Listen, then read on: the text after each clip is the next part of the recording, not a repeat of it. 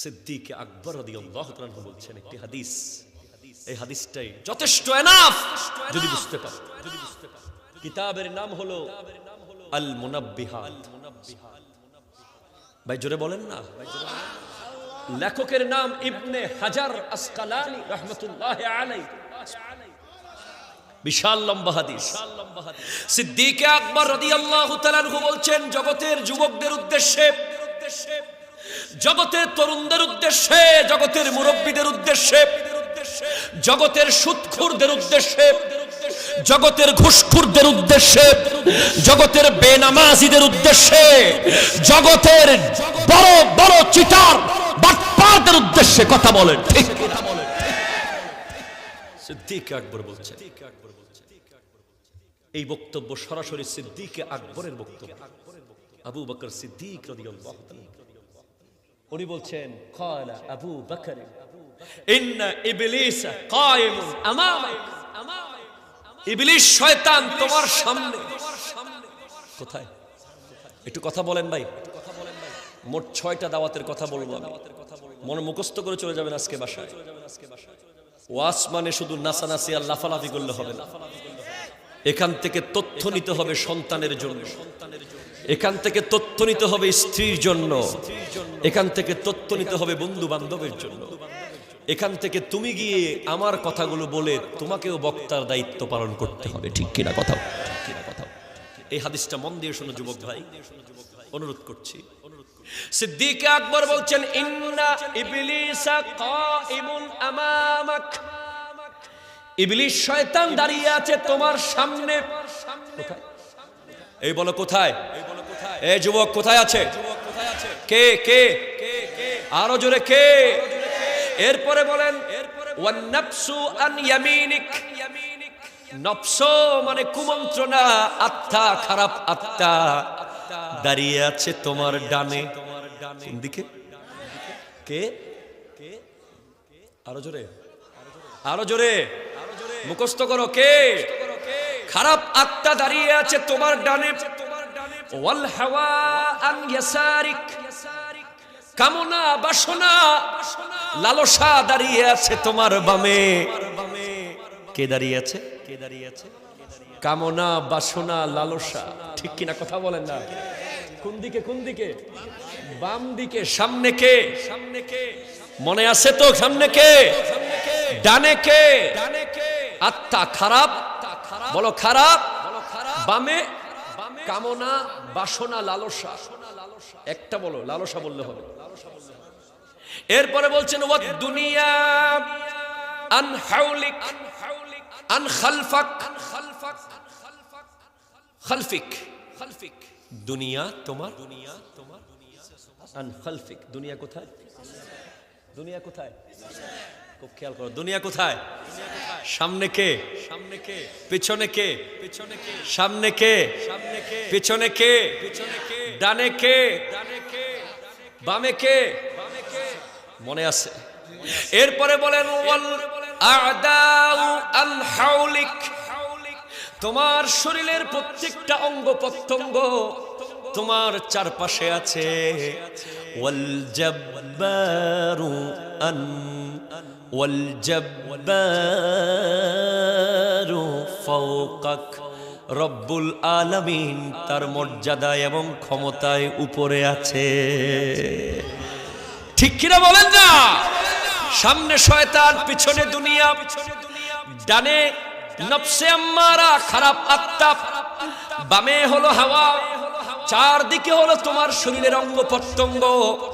আর তোমার রব ওনার ক্ষমতায়, মর্যাদায় তোমার উপরে আছে না নাই? আরো জোরে বলো, আছে না নাই? এরপরের পাঠ হাদিসের বিশাল লম্বা। সিদ্দিক আকবর বলেন, ওয়াশ-শায়তানু ওয়াল ইবলিসু লানাতুল্লাহ ইয়াদউকা ইলা তারকিদ-দ্বীন। ওই শয়তান 24 ঘন্টা তোমার সামনে দাঁড়িয়ে দাঁড়িয়ে তোমাকে দাওয়াত দিচ্ছে নামাজ ছেড়ে দাও, ঠিক কি না? জোরে বলেন না, ঠিক কি না বলেন? নামাজ ছেড়ে দেওয়ার দাওয়াত দিচ্ছে কে? আরো জোরে কে? কে? মা বাবাকে ছেড়ে দাও, দিচ্ছে কিনা? জোরে বলেন দিচ্ছে কিনা? সে ডাইরেক্ট বলে না, কিন্তু কাউকে দিয়ে বলায়, তোমার ওয়াইফকে দিয়ে বলায়। ভাই ঠিক কিনা? সেজন্য আজকে শিখে নেন নবীনগরের মানুষ। আমাকে অনেক ফোন করেন, হুজুর আমার বউয়ের জন্য পারি না। বউ কয় মা বাপরে ছাড়ে দিতে কয়, মা বাবার লগে সে থাকতে পারবে না, আম্মা আব্বার খেদমত সে নাকি করতে পারবে না, সে কি দাসী, সে কি বান্দি? এই প্রশ্ন সে করে, হুজুর আমি কি করব? আমি আজকে আপনাদেরকে শিখিয়ে দিয়ে গেলাম, যে স্ত্রী আব্বা আম্মার থেকে দূরে নিতে চায়, তাকে তার মুখ দিয়ে যদি এই ধরনের কথা যখনই বের হবে, আপনি মনে করবেন শয়তান দেখতেছেন, বলবেন আস্তাগফিরুল্লাহ আস্তাগফিরুল্লাহ রাব্বি মিন কুল্লি যামবি ওয়া আতুবু ইলাইহি লা হাওলা ওয়ালা কুওয়াতা ইল্লা বিল্লাহ। কথা কোন ঠিক কিনা? এই আরো জোরে হাত তোলো, বলো ঠিক কিনা বলো।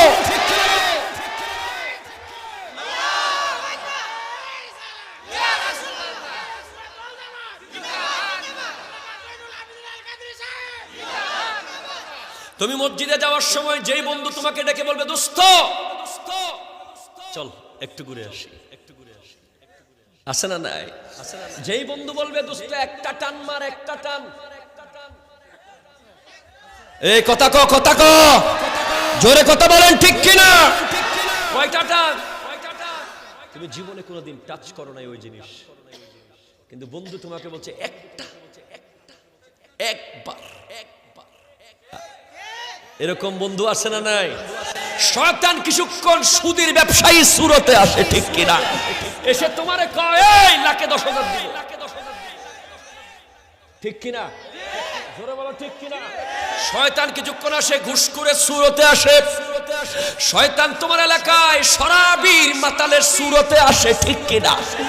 তখন তুমি সব সময় একটা কাজ চালিয়ে যাবা, সে তোমার ওয়াইফ হোক, বন্ধু হোক, সুদি হোক, ঘুষখোর হোক, যেই হোক, তাকে দেখা মাত্র পড়া শুরু করে দিবা আস্তাগফিরুল্লাহ রাব্বি মিন কুল্লি যামবি ওয়া আতুবু ইলাইহি লা হাওলা ওয়ালা কুওয়াতা ইল্লা বিল্লাহ, যেন সে মনে করে সাক্ষাৎ শয়তান তুমি দেখতেছো। কথা কর ঠিক কিনা? একবার, দুইবার, তিনবার পড়ার পরে সে তোমার সামনে আসবে, আসবে আসবে। ওয়াইফকে রাত্রেবেলা যেখানে, যেই ওয়াইফ স্বামীকে গুথায়, মা বাপ ছেড়ে দেওয়ার জন্য, তাকে যেখানে দেখবেন দেখার লগে লগে আস্তাগফিরুল্লাহ আস্তাগফিরুল্লাহ আস্তাগফিরুল্লাহ আস্তাগফিরুল্লাহ, ঠিক কিনা বলেন না? যদি সে জিজ্ঞেস করে এমন করো কেন, কইবেন শয়তানি ছাড়ো, তারপরে আমিও তোমারে দোয়া করা শুরু করে দেব, ঠিক কিনা বলেন? দরকার আছে না নাই? যেই স্ত্রী তোমাকে বাদ দিয়ে বেগানা পুরুষের সাথে দেখা করার জন্য বিয়ে বাড়িতে যায়, ঠিক কিনা বলেন? শপিং মলে চলে যায়, ঘরের সামনে ফেরিওয়ালার সাথে বন্ধুত্ব করে, ঠিক কিনা? এখানে নাই মনে হয়, নাই? এ সত্যিটা কি আছে? এ ধরনের স্ত্রীকে আজকের মাহফিল থেকে যাওয়ার পর থেকে আর কিছুই বলবেন না, দেখলে শুধু আস্তাগফিরুল্লাহ আস্তাগফিরুল্লাহ আস্তাগফিরুল্লাহ, ঠিক কিনা? লা হাওলা ওয়ালা কুওয়াতা ইল্লা বিল্লাহ, এমন ভাবে করবেন যেন আপনি জাহান্নামের কোনো ভয়াবহ আযাব দেখতেছেন। আবার আমার বোনদেরকেও বলে দিচ্ছি, এ আছে না নাই? আছে না নাই? আমার বোনেরা আছে না নাই? যেই স্বামী সুদের টাকা দিয়ে বাজার করে আনবে, গহনা কিনে আনবে, চুরি কিনে আনবে, শাড়ি কিনে আনবে, সেই স্বামীরে দেখার লগে লগে কইবা উজু গেছে গা, আস্তাগফিরুল্লাহ আস্তাগফিরুল্লাহ। কথা কোন ঠিক কিনা? এই জোরে বলেন ঠিক কিনা বলেন?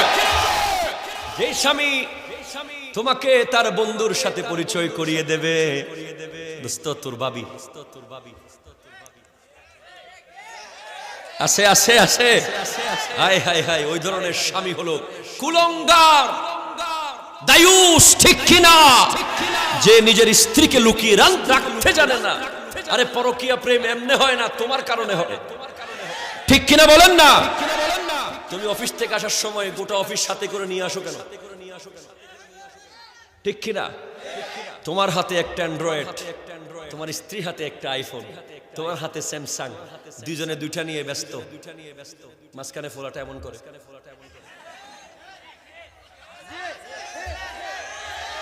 এই জোরে কথা বলেন না, ঠিক কিনা?